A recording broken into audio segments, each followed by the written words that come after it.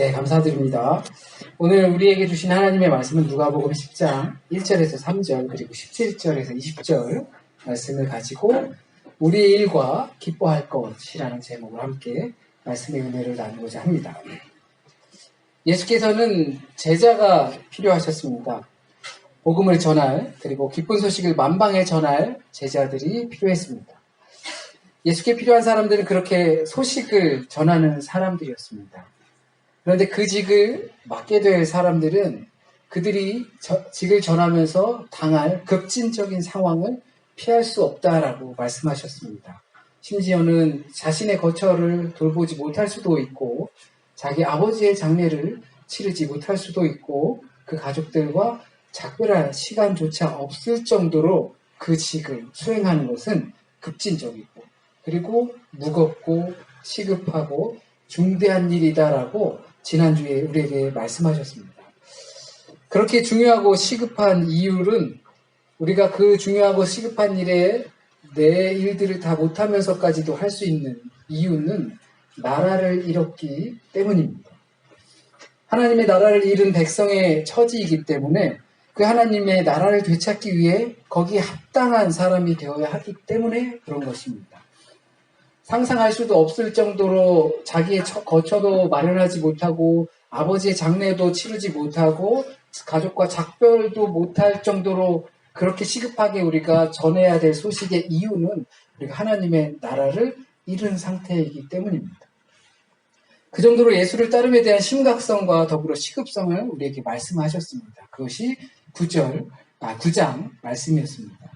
그래서일까요? 오늘 본문인 누가복음에서는 예수께서 70명의 제자들을 파송하셨습니다. 마태복음에서는 이와 비슷한 상황에 12제자를 보냅니다. 둘씩 짝을 지어서 보냈다라고 하죠. 혹시 이곳에서 또는 한국에서 다니시면서 둘씩 짝 지어서 다니는 사람들 보셨을 거예요. 몰몬교나 여호와의 증인들이 꼭 둘씩 짝을 지어서 다니면서 전도를 하곤 하죠. 그러나 그 누가복음에서는 12제자, 12제자 외에도 70명을 보내게 되었습니다. 왜 70명을 더 추가로 선출하셨을까요? 이유는 오늘 본문에서 말해주는 것처럼 매우 간단합니다. 추수할 것은 많은데 추수할 사람이 없기 때문에 그렇습니다. 그래서 더 많은 사람이 필요했습니다. 그러니까 우리가 이해하기로는 12명으로 다 감당이 안 될 수도 있다라는 것이겠죠. 할 일은 너무 많은데 그 일을 할 사람이 부족한 상태이기 때문인 거죠. 12명으로 부족할 수도 있겠지만 그만큼 그 세상의 일이 많기 때문입니다. 교회에서도 자주 사용하는 슬로건이기도 합니다. 일은 많고 그리고 사람은 없다. 70명의 정체는 그러면 어떤 정체를 가지고 있을까요? 여기서 70이라는 수는 12사도를 제외한 완벽한 수를 뜻합니다. 누가복음과 사도행전, 복음서 이후에 사도행전이 나와서 사도들의 행적을 기록하고 교회의 역사를 기록하게 되죠. 거기에 보면은 7집사를 선출하게 됩니다. 그런 이유는 누가복음이랑 사도행전은 보통 전통적으로 같은 사람이 기록했다라고 대체적으로 해석하고 있습니다. 그러니까 사도행전에서는 7집사를 선택하게 됩니다. 교회의 일을 돌보기 위해서인 것이죠. 교회에 많은 사람들이 오고 사도들이 다 그것을 감당할 수 없어서 다른 일들을 교회 7집사에게 맡겼습니다. 굳이 왜 7이냐? 그 7이 완전을 뜻하기 때문입니다. 그 기록 안에서 보게 되면 70명을 선택했다라는 것은 그 교회만 돌보는 것이 아니라 교회 외적으로도 70이라는 더 큰 수로 완벽한 그 교회를 말하는 것이기 때문입니다. 그러므로 이 70은 특별한 사도들이 아니라 누구라고 딱 정해진 것이 아니라 예수의 이름으로 보냄을 받은 성도들을 뜻합니다. 하나님의 나라를 위해서 일할 봉사자들을 뜻합니다. 그것은 지금에 따지면 교회라고 볼 수가 있겠죠. 70명이라는 수를 뜻하는 것이 아니라 이 세상에 그 완벽한 성도들이 필요하다, 많이 필요하다라는 뜻을 하고 있습니다. 이 70명을 먼저 자신의 길을 앞서 예수께서는 보내십니다. 그리고 언제인지는 모르지만 다시 그들이 돌아와서 예수께 이런저런 그간 있었던 감격의 이야기들을 하게 됩니다. 자신들의 행로에서 얼마나 놀라운 일들이 있었는지, 그래서 얼마나 기뻤었는지 예수님과 함께 그 자리에 앉아서 이야기를 합니다. 그리고 그들은 더 이상 등장하지 않습니다. 후에 그 70명이 어땠다든지 그런 이야기도 나오지 않습니다. 그리고 그 여행의 기간이 예수께서 70명을 파송하시고 그 70명이 얼마나 파송했었는지 이야기를 얼마 기간 동안 그랬는지 나오지도 않습니다. 그렇기 때문에 이 70명의 확정된 어떤 제자를 뜻한다기보다 다시 오실 예수님께서 교회를 이 땅에 세우시고 그리고 그 교회를 통해서 예수 그리스도의 복음과 다시 오심을 먼저 전하게 하신 거라고 보는 것이 합당할 것입니다. 그렇다면 그 추수할 일꾼들이 하는 일이 무엇일까요? 예수께서 후에 오실 때 우리에게 먼저 이 땅에서 성도된 도리로서 교회된 도리로서 그 복음을 전하고 일을 하라고 했는데 그 일이 무엇일까요? 주님께서는 교회를 왜 세우셨을까요? 우리가 오늘 읽지 않은 부분, 그 4절부터의 부분을 보게 되면 사실상 일꾼들이 특별히 하는 일은 없습니다. 직접 농기구를 들고 가서 베는 일을 하는 것도 아닙니다. 일꾼이 필요했지만 그 일의 종류가 너무 많아서 풀을 뽑을 사람이 필요하다든지 추수를 할 사람이 필요하다든지 농기구를 정리할 사람이 필요하다든지 마무리할 사람이 필요하다든지 이렇게 나와야 할 텐데 그런 것이 아니고 그냥 가서 전하라라고 이야기를 합니다. 물론 이 전하는 일에는 많은 일들이 복음을 전하는 일에 많이 속할 것입니다. 환자가 많다든지 약자들이 많다든지 돌봄이 필요한 곳이 많다든지 1차적으로 그러한 곳에 가야 할 것이 많다라고 생각할 수도 있습니다. 물론 그 일에는 당연히 우리 복음을 전하는 일엔 그런 일들도 속합니다. 병자들도 돌보고 고아들도 돌보고 마을을 돌보고 하는 일들이 포함되어 있습니다. 사도행전의 교회들이 그랬던 것처럼 또한 우리나라에 처음 복음을 들고 왔던 선교사들이 와서 병원을 세우고 학교를 세우고 교회를 세우고 그 사람들을 돌보고 했던 것처럼 분명히 그러한 일들도 그 전하는 일에 속할 것입니다. 그러나 먼저 될 핵심은 전하는 일에 있다는 것입니다. 낫을 들고 다니며 추수하기도 하겠지만 추수합시다. 우리 일이 많습니다. 때가 되었습니다. 주께서 오십니다. 라고 이야기하면서 다니는 것이 제일 먼저 될 일이라는 것입니다. 오늘 본문에서 또한 예수께서 이 사람들을 뽑아 놓으시고 둘씩 짝을 지어 보냅니다. 어디로 보내십니까? 친히 예수께서 가시려는 각 동네, 각 지역으로 먼저 보내십니다. 그리고 그들은 예수보다 먼저 가서 예수 그리스도의 대리자로서, 대변자로서 예수 그리스도의 사역의 기초를 먼저 수행하게 됩니다. 예수께서는 우리를 보내실 때 친히 가실 곳을 먼저 사도들에게 보내시고 그 후에 오십니다. 그렇기 때문에 오늘 본문을 예수께서 혹시 비유로 하신 건 아닌가, 아니면 실제적으로 70명을 보내신 건 아닌가, 그렇게 생각하기보다 주님께서 다시 오실 것을 우리가 준비하는 것이다 라고 생각합니다.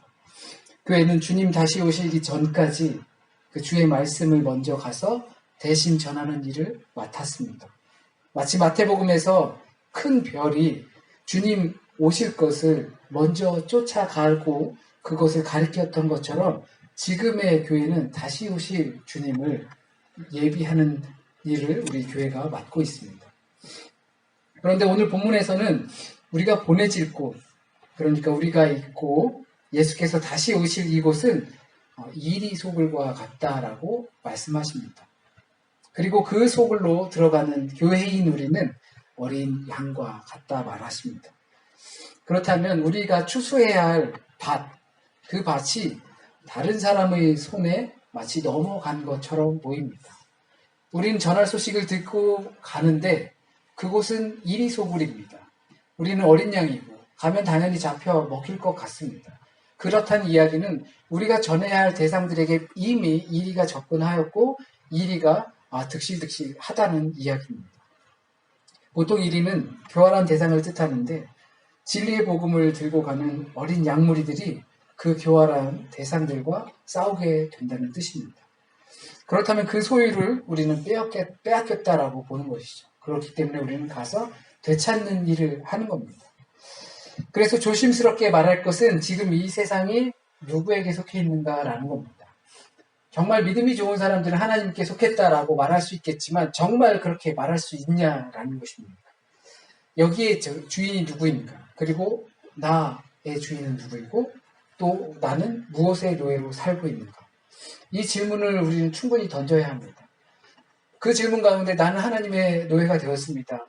나의 주인은 예수 그리스도입니다. 라고 충분히 말할 수 있는 상황인가라는 것입니다. 무엇 때문에 무엇을 위해 살아가고 있는가라는 질문을 또한 하지 않을 수 없습니다. 더 자세히는 내가 왜 사는가입니다. 자신의 명예나 성공 또는 효도 또는 재산, 만약 우리가 하늘의 미랄이고 또 보리알이고 그러한 곡식이라면 나를 소유하고 있는 대상이 누구인지, 지금 현재 나를 차지하고 있는 것이 무엇인지, 우리 영혼의 주인이 누구인지 묻지 않을 수 없습니다.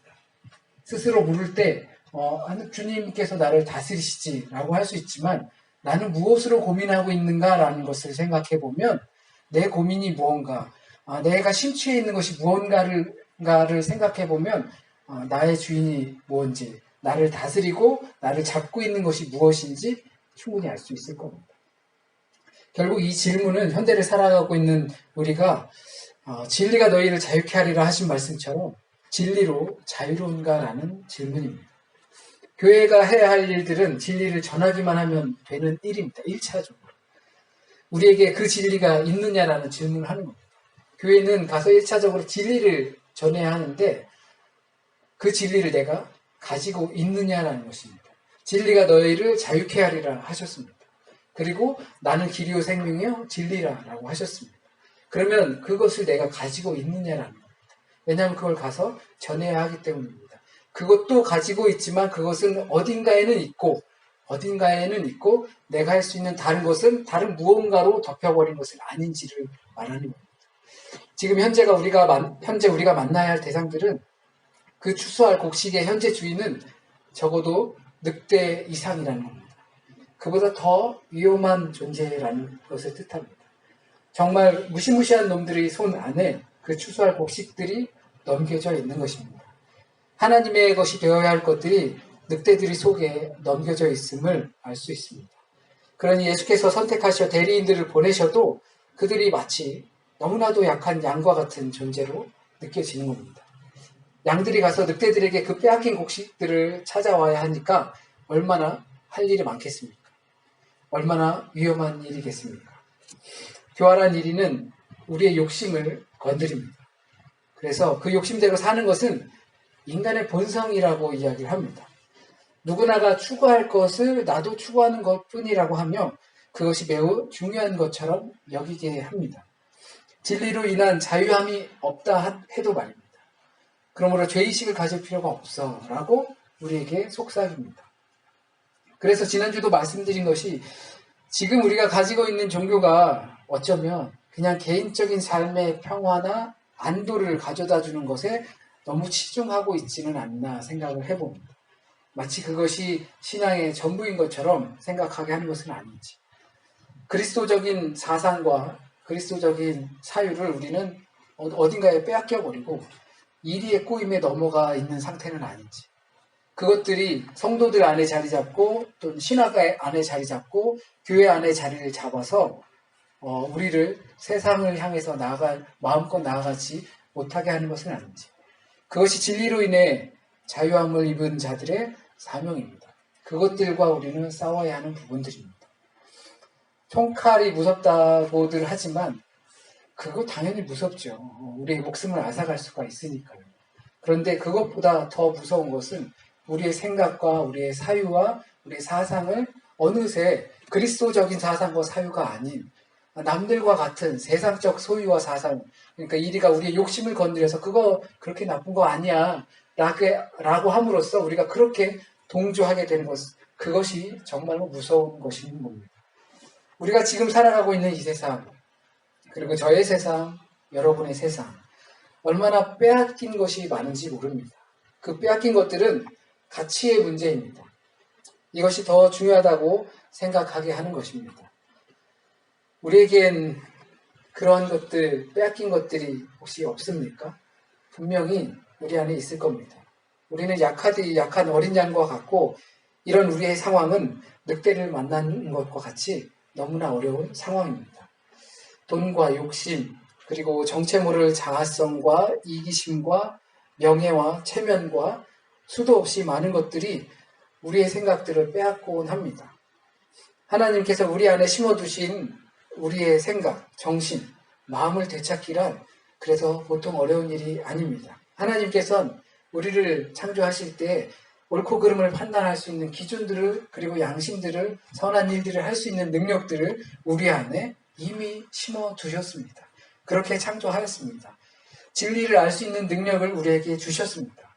그런데 우리는 자라나고 하면서 그 이의가 우리의 욕심을 건드리는 것처럼 그것은 나쁜 것이 아니야. 그것은 누구나 당연히 가져야 할 것이야. 인간이라면 누려야 할 기본인 것이야. 라고 하면서 우리의 체면을 건드리고 우리의 욕심을 건드리고 우리의 명예를 건드려서 우리가 그것을 선한 능력으로 싸우고 우리 선한 양심으로 우리의 세상을 판단하고 할 수 있는 그 가치들을 어느새 덮어버리고 우리의 표면에 나와 있는, 표상으로 나와 있는 그 욕심들을 쫓아 살아가게 하기 때문입니다.